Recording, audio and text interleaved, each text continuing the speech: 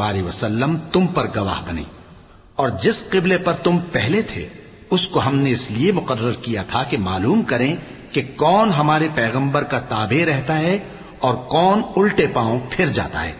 اور یہ بات یعنی تحویل قبلہ لوگوں کو گراں معلوم ہوئی، مگر جن کو اللہ نے ہدایت بخشی ہے وہ اسے گراں نہیں سمجھتے، اور اللہ ایسا نہیں کہ تمہارے ایمان کو یوں ہی ضائع کر دے۔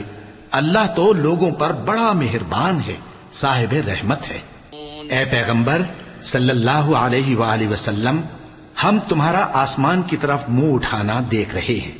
سو ہم تم کو اسی قبلے کی طرف جس کو تم پسند کرتے ہو منہ کرنے کا حکم دیں گے، تو اپنا منہ مسجد حرام یعنی خانہ کعبہ کی طرف پھیر لو،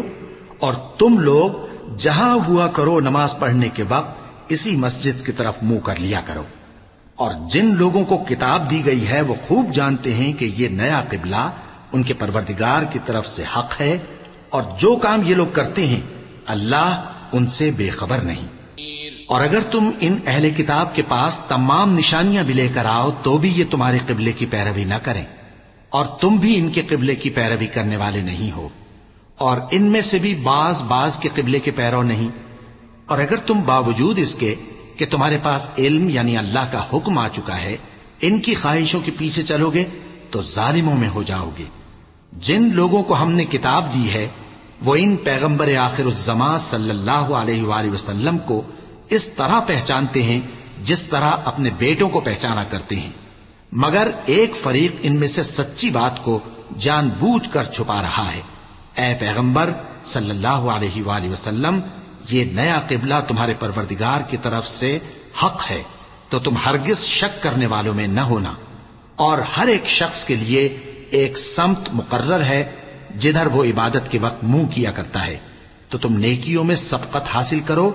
تم جہاں ہوگے اللہ تم سب کو جمع کرے گا، بے شک اللہ ہر چیز پر قادر ہے۔ اور تم جہاں سے نکلو نماز میں اپنا منہ مسجد حرام کی طرف کر لیا کرو، بے شبہ یہ تمہارے پروردگار کی طرف سے حق ہے، اور تم لوگ جو کچھ کرتے ہو اللہ اس سے بے خبر نہیں۔ اور تم جہاں سے نکلو مسجد حرام کی طرف منہ کر کے نماز پڑھا کرو، اور مسلمانوں تم جہاں ہوا کرو اسی مسجد کی طرف رخ کیا کرو۔ یہ تاکید اس لیے کی گئی ہے کہ لوگ تم کو کسی طرح کا الزام نہ دے سکیں، مگر ان میں سے جو ظالم ہیں وہ الزام دیں تو دیں، سو ان سے مت ڈرنا اور مجھی سے ڈرتے رہنا، اور یہ بھی مقصود ہے کہ میں تم کو اپنی تمام نعمتیں بخشوں، اور یہ بھی کہ تم راہ راست پر چلو۔